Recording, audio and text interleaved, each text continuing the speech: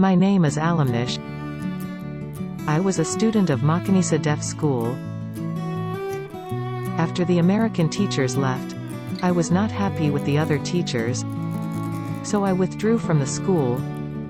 When the Americans left, I was bored and left Ethio-Deaf school. I withdrew from 6th grade. I remember many of the teachers and staff. There was Burhanu, Burhani, Macdust, Pearl Leach, Lyle Leach, Becky, Becky's husband Carl, Bahailu, Demara, Workie, Kabata, and Tadessa. About half of them have died since that time.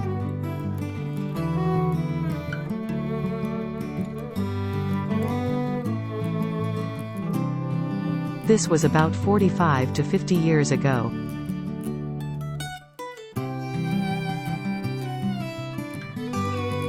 What I know is, inside the school many students were raped.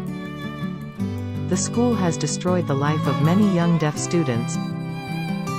The school did not have discipline and regulations.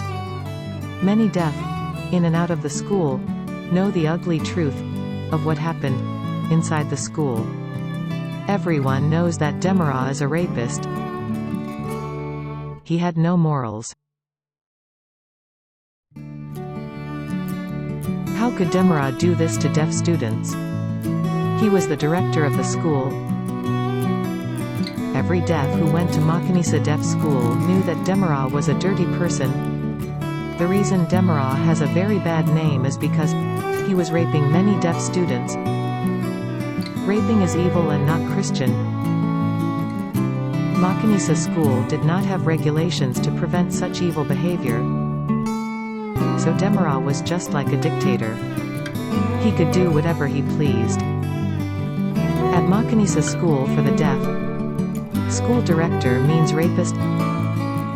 Why was he raping deaf students? That is the most ugly and ungodly thing to do. He should not have done this to deaf students. That is so bad. The students talked among themselves, whispering about how Demara rapes deaf students.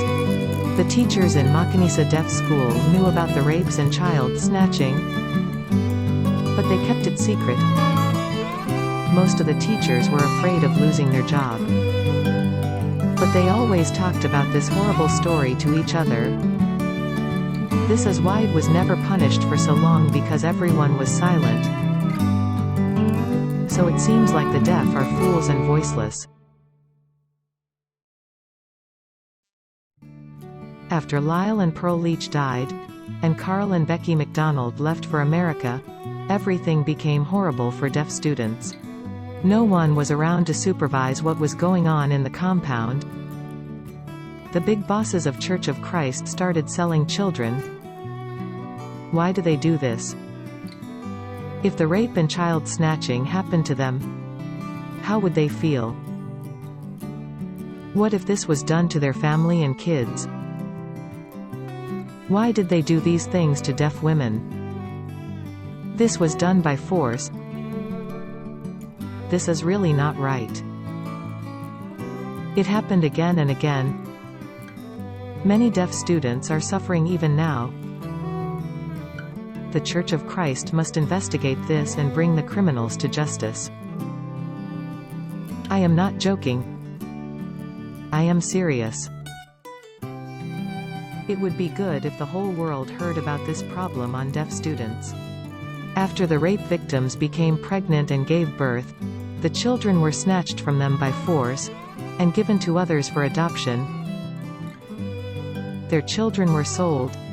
First they got raped, but at last they have a baby from the rape, so the baby helps them to be happy again. They can more easily forget the trauma of rape, and focus on the joy of motherhood, and taking care of their baby. But then the child is snatched from them. This has got to be an extremely painful experience for a mother to have to endure. It is really very bad. Why is the Church of Christ playing with the lives of deaf people? It is really not funny. This is very, very serious. All the rapes on deaf by the Church of Christ people must stop. Quit plowing around with deaf as if they are foolish and dumb, and do not know anything. Everyone must know how horrible this story is. Treating deaf students like trash, raping and selling their babies and having no punishment for doing these crimes. The world must know. Makanisa Deaf School is a Church of Christ deaf school.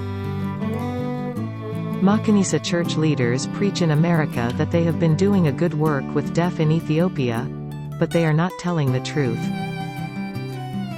They are getting money in the name of the deaf, but deaf have been greatly harmed by the same people getting the money.